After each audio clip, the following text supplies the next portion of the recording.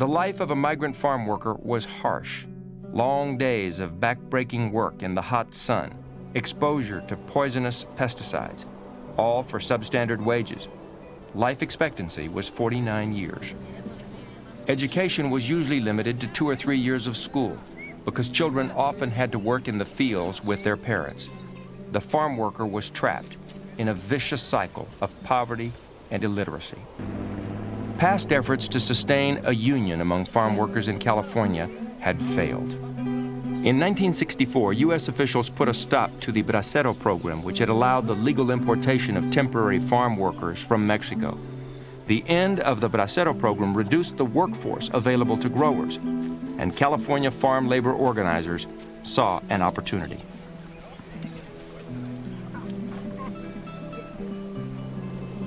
In the summer of 1965, Filipino workers called a wildcat strike against grape growers in the Coachella Valley, 150 miles to the east of Los Angeles. The strike was won in 1 week because Coachella is a hot country and grapes ripen by the seconds, almost by the seconds. So what you did not pick today, it is ready tomorrow, waiting for us to come in. Come on and pick me, I'm ready. The Coachella growers quickly gave in to the Filipinos' demand for $1.40 an hour. Now the workers set their sights on the grape harvest to the north, near the town of Delano. With a large Mexican-American workforce available to them, Delano growers refused the Filipinos' demand for a wage increase. Striking Filipinos quickly discovered that they had lost jobs and shelter as well. Our home was right there in the camps. Growers threw out the belongings of some of those strikers in the camp where they are, outside of the rooms, locked their rooms. We sleep in our cars, under the trees surrounding the community hall. The Filipinos knew their strike would fail without the support of the NFWA, the National Farm Workers Association, a recently formed organization of Mexican-American farm workers. Our plan had been to quietly organize like for 5 years and to try to get the whole San Joaquin Valley organized before we even talked about doing anything like a strike. Then when the strike happened, well, everything, just changed. With the Filipinos on strike, Mexican-Americans now had a decision to make. Most considered it a no-win situation. There was no strike fund, farm workers had no savings, there was no money to support a walkout for even a few days. In Delano, families lived on a day-to-day basis, constantly on the edge. The strike could be a financial disaster. To get involved, you had an awful lot to lose because the bosses of the fields were threatening everybody left and right that they would lose their jobs or they would not be hired, or there were even threats of deportation for some of the people who were like more recent arrivals. So it was pretty frightening on that level.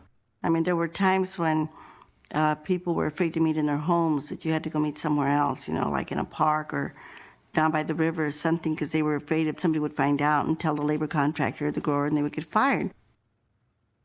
The NFWA called a strike meeting to see whether they would officially join the strike. And it was on September 16th, which, as you know, is Mexican Independence Day. And for any good Mexican, September 16th, I mean, we're all feeling full of revolutionary fervor and patriotism, and people started talking about how unfair what the growers were doing and why we needed to fight back. And then a guy gets up and starts talking. I said, oh, that must be Caesar. And he was tall with a mustache, very distinguished looking. I was very impressed. And then he says, now I want to introduce you to Cesar Chavez. And so then Caesar gets up, and he's this little guy, he's very soft-spoken. That's Caesar? I wasn't very impressed, but the more he talked, the more I thought that not only could we fight, but we could win. We'll never stop. Our job will not be done until every farm worker is organized. That was fertile ground. I mean, we were angry. Many of us were afraid. Many of us didn't know what to do. but we're just waiting. Somebody just waiting for somebody to throw a match, and that's what Caesar did. El día 8 de septiembre de los campos de Deleno salieron los filipinos. Y después de 2 semanas para unirse a la batalla. The National Farm Workers Association voted to join the strike. With only $87 in its treasury, union leaders prayed that the work stoppage would be brief. Farm workers tightened their belts and bravely faced an uncertain future. Workers were thinking of the strike in terms of days or even weeks, not years. My family realized that we weren't going anywhere, that we had a lot at stake, and that we had to basically stay and fight. That even, like my mother said, even if we starved to death, that we would not be alone, but that we had to stay and fight, because otherwise nothing was going to change. Viva la revolución, arriba con nuestra unión, viva huelga en general.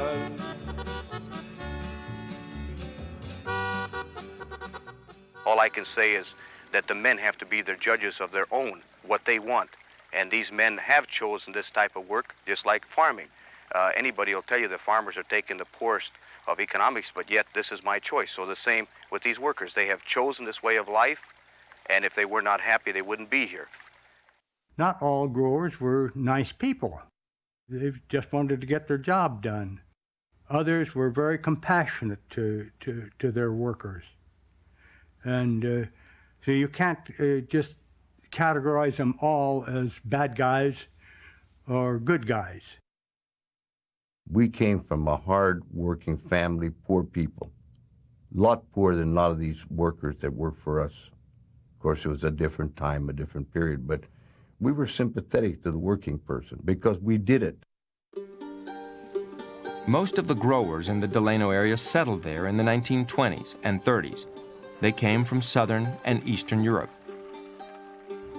Every one of these growers, such as my father and others, they were immigrants. They came here with nothing but their hands. And so they were sympathetic to the worker, and they wanted to be fair. What we can't afford, we can't give.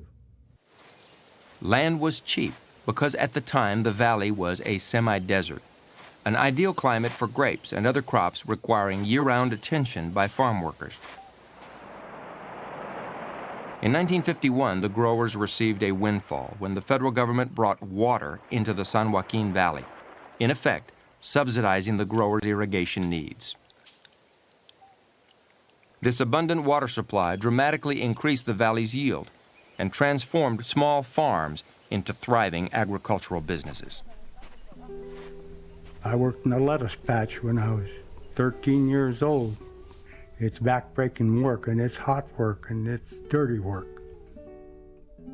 My memories working as a child in the fields would be summarized in long, long hours, hot fields, having to work in hot fields, feeling that that was it, that's what it was gonna be. You know, it was gonna be always working in the fields.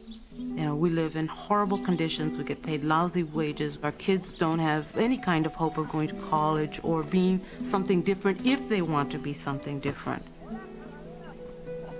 Basically, we were seen as being ignorant, as being lazy, as being stupid, as being dirty. And that's why we were farm workers. And that's why we were poor. There was a natural scenario for bitterness by farm workers who felt they were treated with, in some cases, with humiliation, were fired without cause. Perhaps there weren't adequate toilet facilities or fresh water. And those were all things that were legitimate grievances by workers that farmers were negligent to improve upon. Come on out, brothers. We are waiting for you. You are earning more money today because the workers here were not on strike on September the 9th, and they are still out on strike. Does it make you feel good to know that you are taking your brother's job? Come on. The NFWA pleaded, cajoled, and sometimes embarrassed reluctant farm workers into joining the walkout.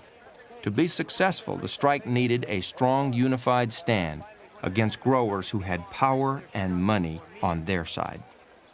Read it and sign it. Les corté un papel para cada uno. 3 weeks after the walkouts, close to 3,000 farm workers were on strike, affecting dozens of farms in the southern San Joaquin Valley.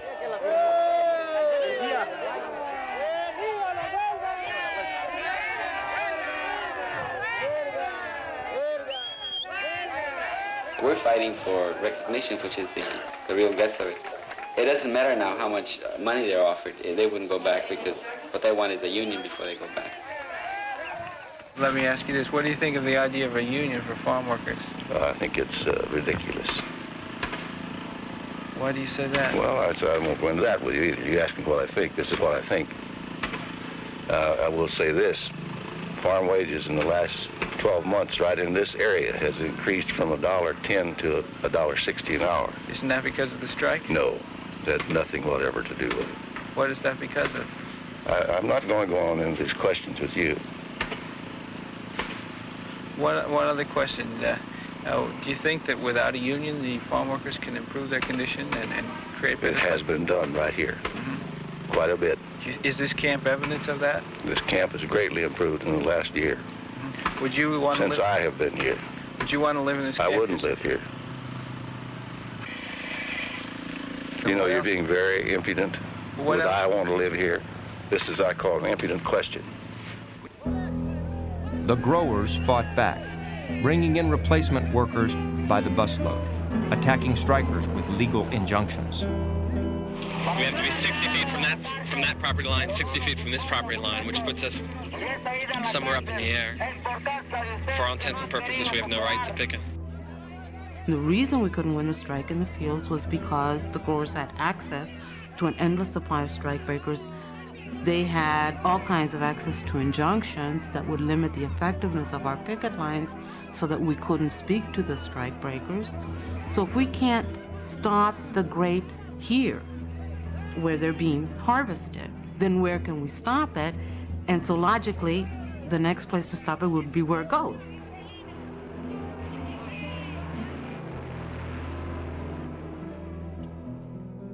Strike leaders took their struggle out of the fields and into the marketplace, calling for a nationwide consumer boycott against grapes and grape products. As long as you're fighting solely on grower turf, you're fighting in effect with one hand tied behind your back. So when you start to boycott, what you're doing is you're expanding the playing field. Out of more than 30 growers being struck, 2 were targeted for boycotts. Shenley Ranch, owned by Seagram's, and the DiGiorgio Corporation, which produced Tree Sweet and S&W products. You've got to get out there with a picket sign and get some action going. And when you put all of those things together, then nonviolence works. And the only way I know to organize... As the strike continued, it became more than a labor issue, and Cesar Chavez became more than a labor leader. We know that those of you who came from the outside, from distant places to be with us, you have come here at sacrifices to yourselves and to your families. Believe me, we appreciate your efforts, and we invite you to come with us and come and visit us again and again here in Delano, where you have many, many friends now. Cesar also made it a movement, a civil rights movement, and he made this clear that it was a civil rights movement. It was not just another union. You see, it was just not another labor strike. He was a national civil rights leader. And he was talking about the same things as Martin Luther King, nonviolence. He was talking about human rights that went beyond just the economic aspect that unions operate. Getting more wages, better labor conditions. How about the children? How about the racism in the school? You see, how about the local cops? And these are the things that the farm workers were about.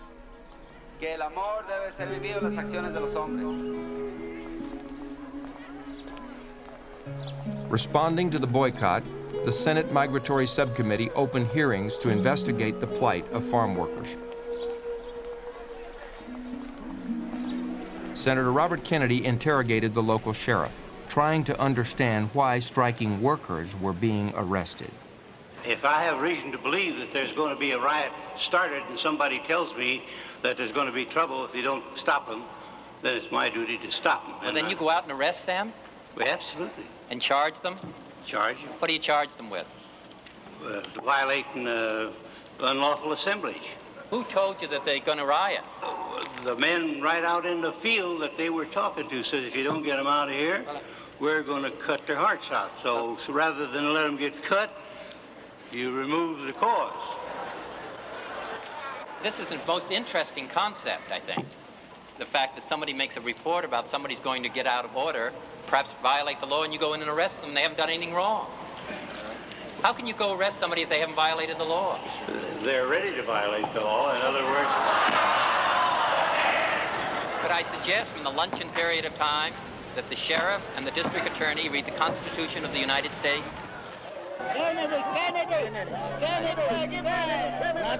Two significant things came out of those hearings. One was just the fact that Bobby Kennedy came to Delano.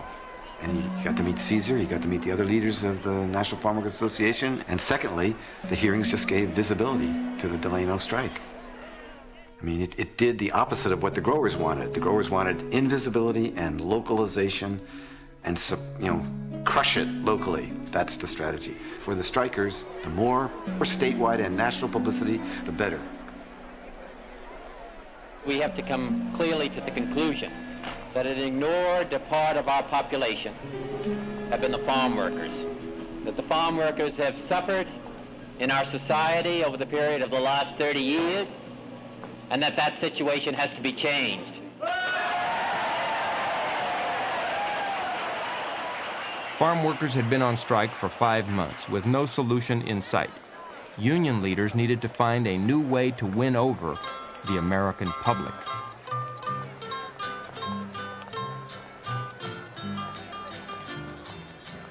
Cesar Chavez decided to make a peregrinación, a pilgrimage.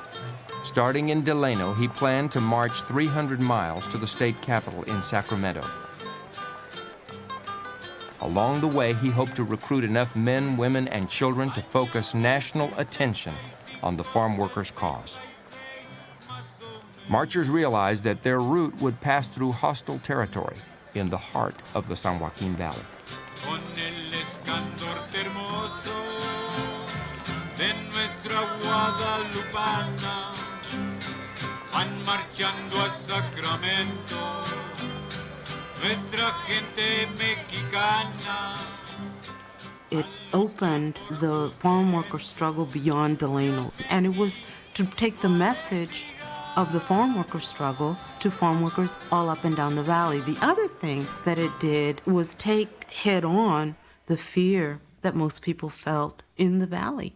So you kind of grew up or lived with this kind of unspoken fear of knowing that there was this side and that side of the tracks, that there were places you couldn't go, that there were ways you would be treated. The San Joaquin Valley is full of those limitations, of those barriers and those lines that you never crossed. Well, this march crossed them. It crossed them all. It was, to me, a literal taking of the territory.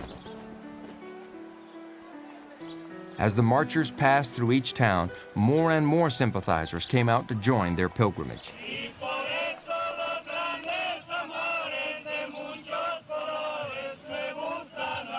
Each night along the route, they attended rallies and listened to updates on the boycotts against Shenley and DeGiorgio.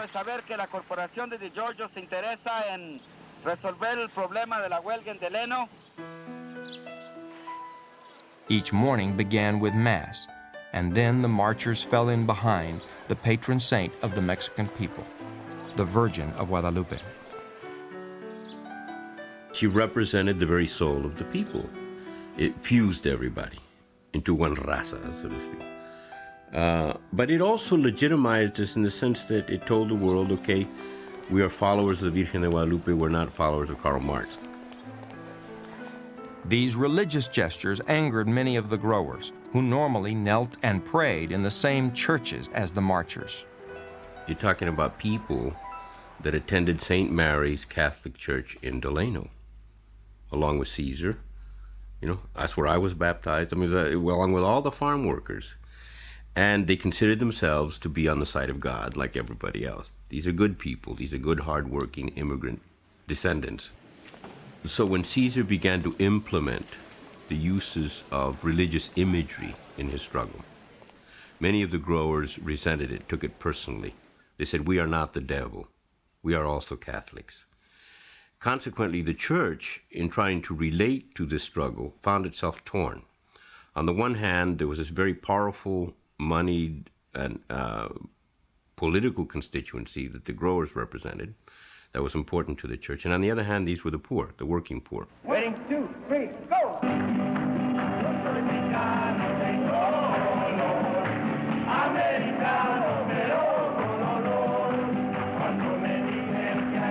At rallies along the march, the farm workers' theater, Teatro Campesino, performed skits ridiculing the growers. Originally created on the picket lines, the teatro now recruited local farm workers to be actors in the plays. Oh, hello, baby! Hey, baby, don't do that, boy! I found out that one of the hardest things for me to do was to get campesinos to act like growers. Boy! How would you like to be a rancher for a daddy? Oh, no, you're not. Oh, no, you're not. But the moment that they did the boss, they changed. They became better organizers. They became like confident and in control of themselves. And Caesar saw this, so the teatro started to develop a lot of the early organizers that the union sent to places, sent them out into cities to work on the boycott, or sent them out to other areas to organize farm workers, who became a source of organizers, just strictly on the strength of self-expression, of speech and drama.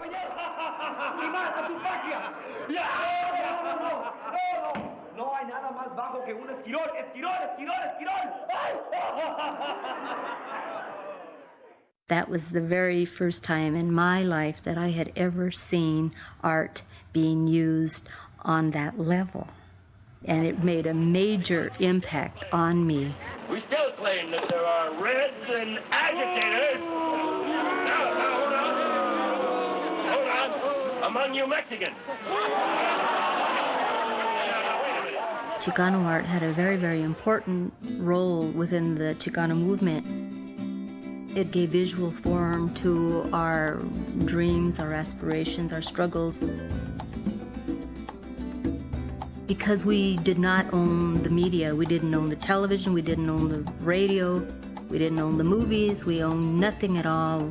The only way that we could, in many respects, get the word out, be visible, was to create posters, murals, paintings, banners, whatever. It took that form, and in that way we were able to disseminate information. You know, not only the positive things, but the negative things. I mean, who we are, our indigenous roots, and our connection to the land, our love of family and home and community.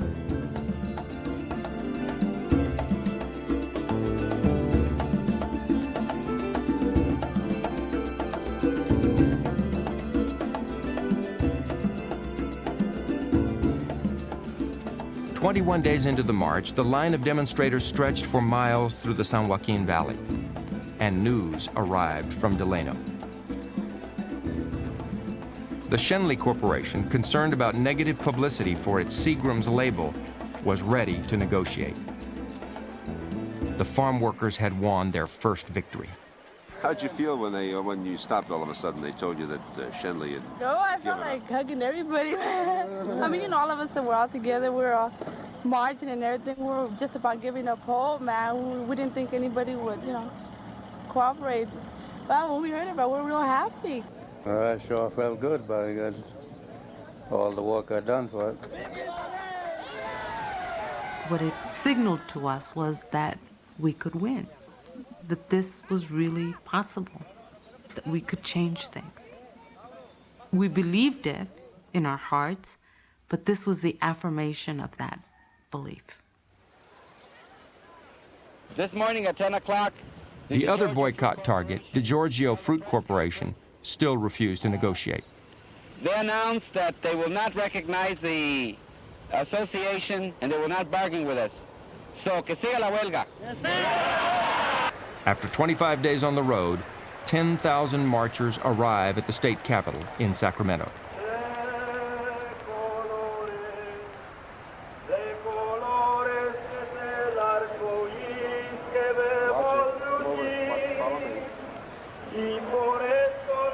It was a triumphant moment in the history of farm labor.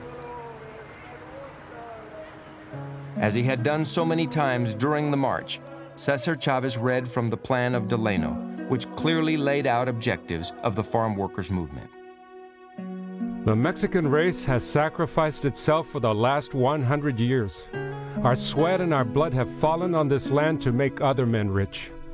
This pilgrimage we make symbolizes the long historical road we have traveled in this valley alone, and the long road we have yet to travel.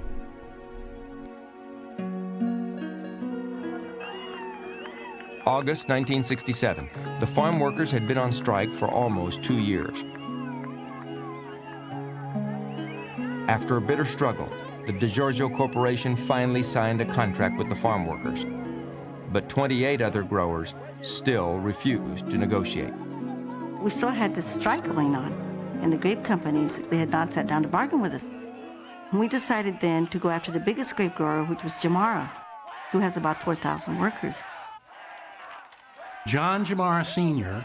had a whole panoply of legal forces, and they got an injunction, which limited our picketing. So the strike was somewhat weakened. We then decided that we were going to boycott Jamara's label, and we started boycotting just Jamara grapes.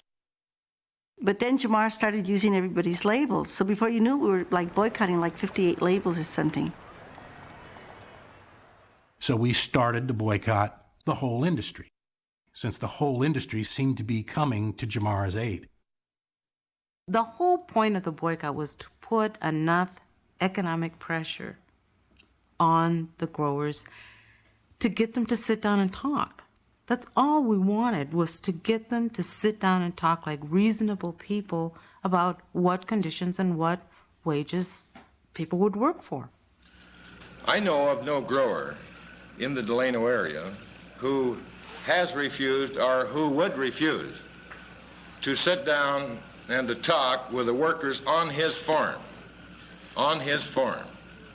whether it's dealing with wages or housing or other working conditions. But not with the union organization. But they do not feel that the organizer and the agitators represent their workers. And there have been no indication on the part of the workers themselves working on the grower's farm that they wish these organizers to represent them.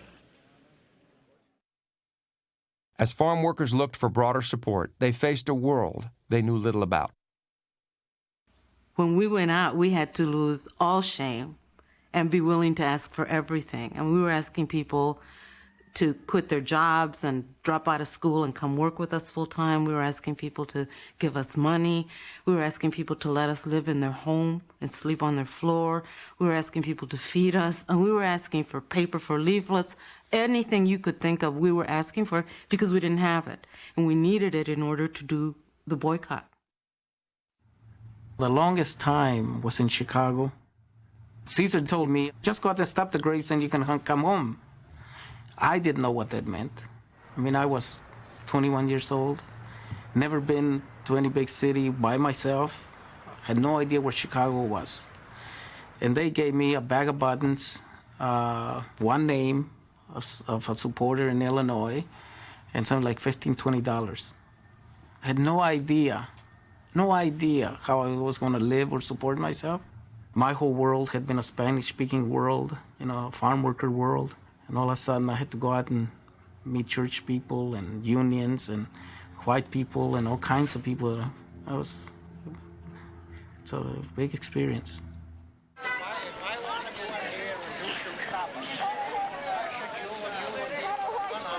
There were so many people that before the farm workers' boycott began, they hadn't stopped to think about where the things that they ate came from and who was involved in getting the food on their table. The public really responded. They were very, very supportive. And then we took that support and put it and put pressure on the chain stores. We started then telling people, don't patronize this store. Go somewhere else where they will take a stand. Throughout the nation, farm workers had won support by nonviolent efforts, using pickets, boycotts, and marches. But back home, patience was wearing thin. The strike started in September of 1965, and 2.5 years later, we were still on strike. It's a very long time for people to be on a picket line, a very long time for people to be without things, without basic things. And so some folks were starting to say, well, maybe this nonviolence thing isn't going to work. Another winter arrived, a hungry time for striking farm workers. Cesar Chavez was deeply troubled by union members who talked openly of using violence against growers.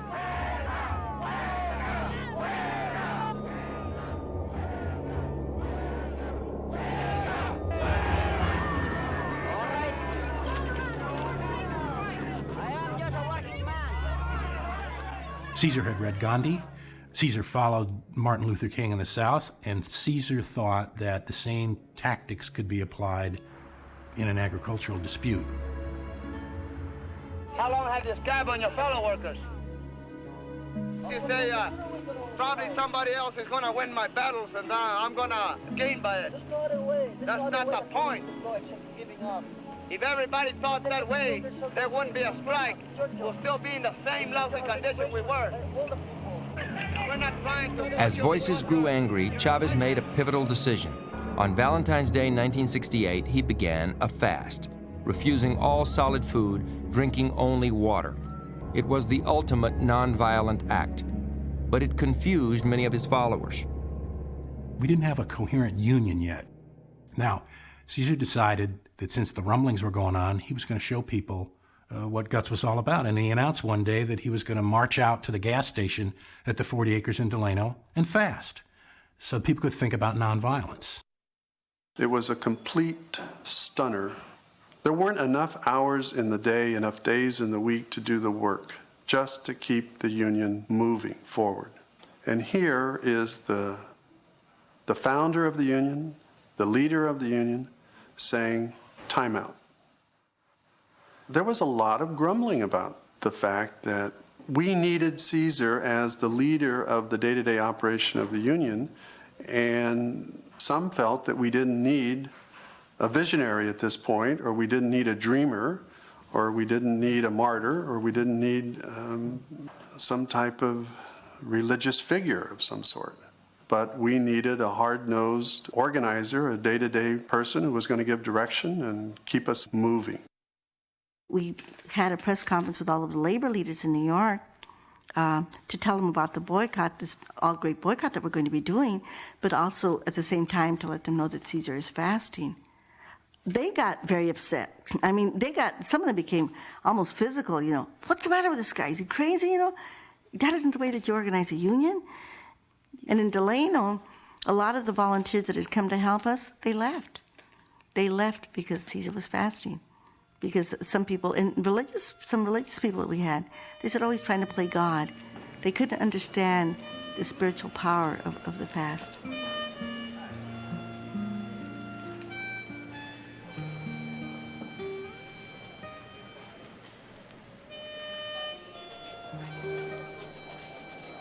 And it forced folks to reflect on the struggle and where it was at that point and whether or not we wanted to continue with it and whether or not we were willing to continue sacrificing in order to build the union.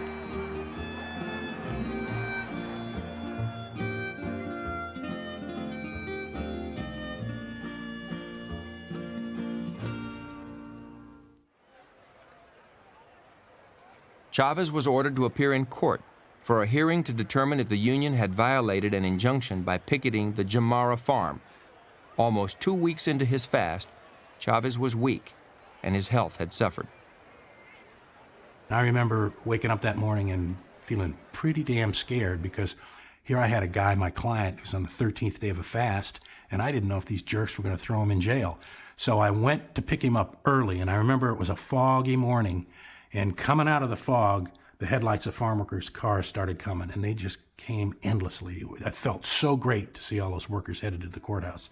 And we had about 3,000 workers at the Kern County Courthouse. They were lining the walls. They were very quiet, and Jamara's attorneys wanted to kick us out. And the presiding judge that day was a guy named Judge Osborne, and I remember going into his chambers and arguing with this guy, Bill Quinlan, Jamara's lawyers. And Osborne said, basically, you know, Bill, if we kick these workers out, it'll be just another example of goddamn gringo justice. That fast transformed enemy territory into our territory, because just the presence of 3,000 peaceful, nonviolent farm workers in the courthouse changed the attitude that the workers in the courthouse had toward the farm workers. They weren't misbehaving. They were human beings. So I think that Caesar's commitment to nonviolence did a lot of things. First, the general support of the American people was dependent on it. The boycott was dependent on it. But more importantly, that fast and that commitment, I think it was the glue that made the Union a union.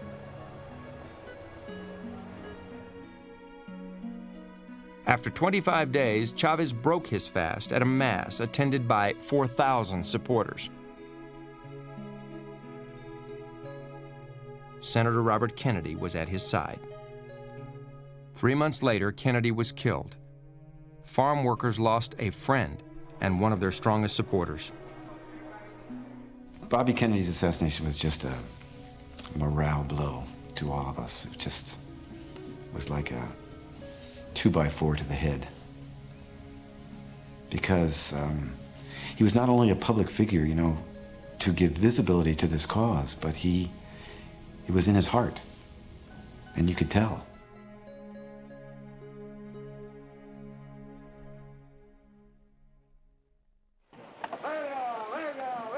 By 1969, the farm worker strike was in its 4th year. Jamara and the other growers, undaunted by the national grape boycott or the strike, still refused to recognize the Farm Workers Union. And they found a powerful ally in the newly elected governor of California, Ronald Reagan. There is no grape strike. No one's been able to find anyone picketing the vineyards who ever worked in them. And the only contracts that were signed between Mr. Chavez Union and a few wineries that signed up under the coercion of his threats of boycott.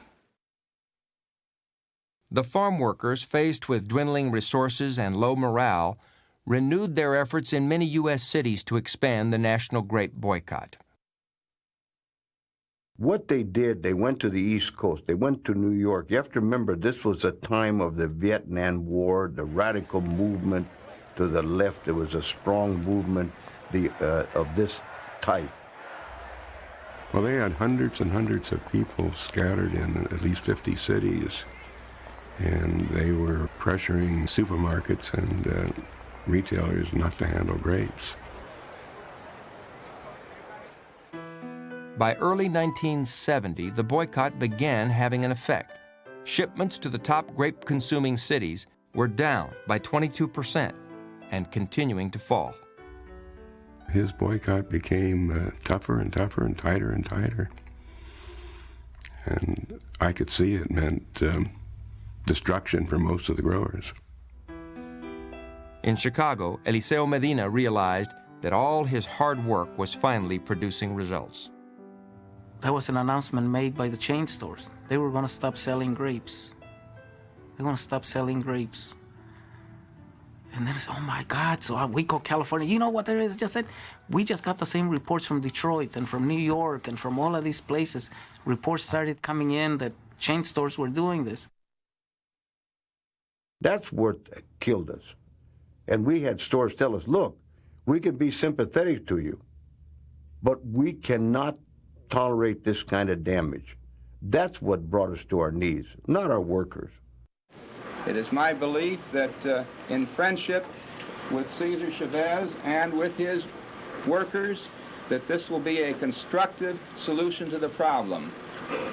On April 1st, the National Farm Workers Association signed a contract with Lionel Steinberg of the Freedmen Ranches. I will try as hard as they will try. We did feel that he would be probably the first one to sign a contract, and he was, because he did have a liberal reputation, and also was a lot better with his workers than some of the other growers were. We knew he was a man with a conscience. I had the union label, and immediately some of my customers, much to my surprise, started telephoning. They wanted to buy my grapes. And in this respect, I did have a temporary advantage, because my grapes are worth $1 or $2 a box more than the non-union grapes were. The dynamic of having union grapes reinforced the power of the boycott, because stores didn't want farm workers picketing in front of their front door. They didn't want any hassle, so they bought the union grapes. So the price of union grapes went up. There was a premium on union grapes, and the price of non-union grapes went to hell. My competitors were very bitter. Here, Steinberg is getting $2 a box more, and he can go to New York, he can go to Chicago, he can go to Boston, he can go to all these closed-up cities, and we can't do it. So several of the growers said, this is too good, we better get on the act too. You know, the union has a little black eagle. That's our union label. And growers were clamoring for that eagle. And then all of a sudden, these growers who had hated our guts fell in love with us, and we couldn't sign contracts fast enough with them. In July, the union's attorney, Jerry Cohen, received a late-night call from John Jamara Jr.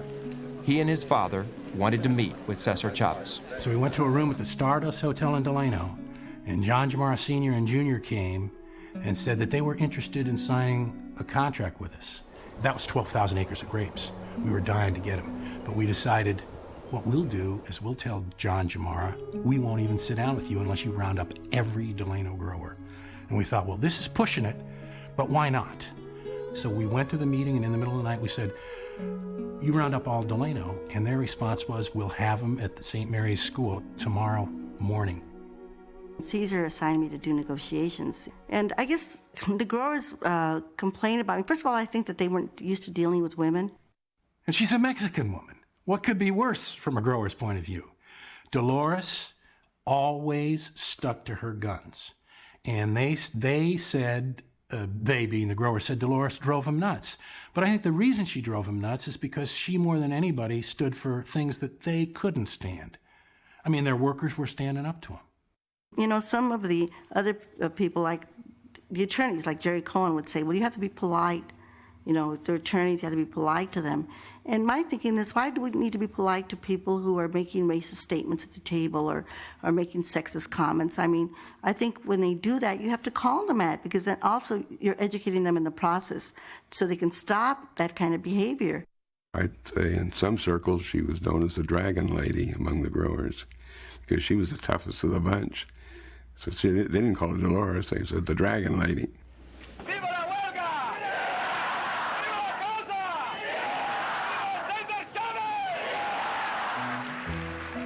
On July 29, 1970, the growers and farm workers met to sign the contracts at the Union Hall in Delano, almost 5 years after the strike had begun.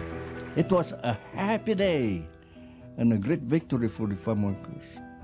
We had been working so hard for so long for this that it was hard to believe that we'd won. It never, ever, ever, ever crossed my mind that it couldn't happen. Not once. I always knew that we would be able to do it. And I think Cesar felt the same way.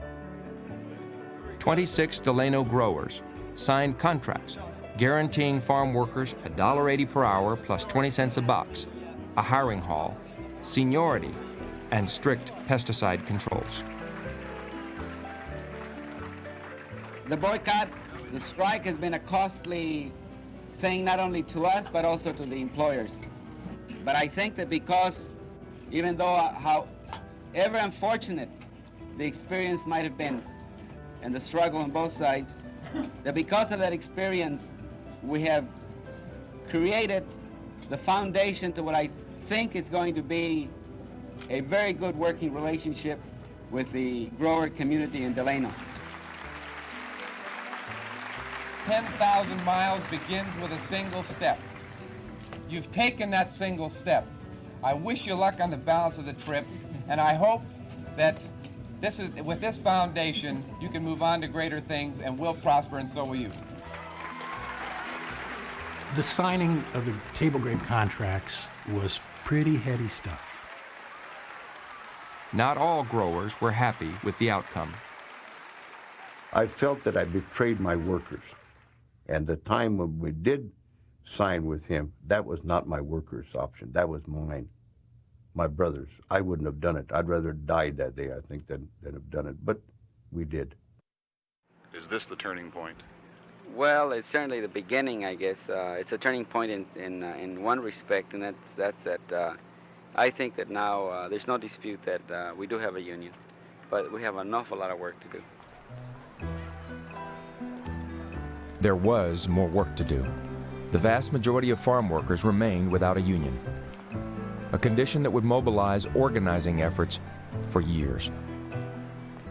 In the fields, the farm workers' movement had left a lasting legacy of change.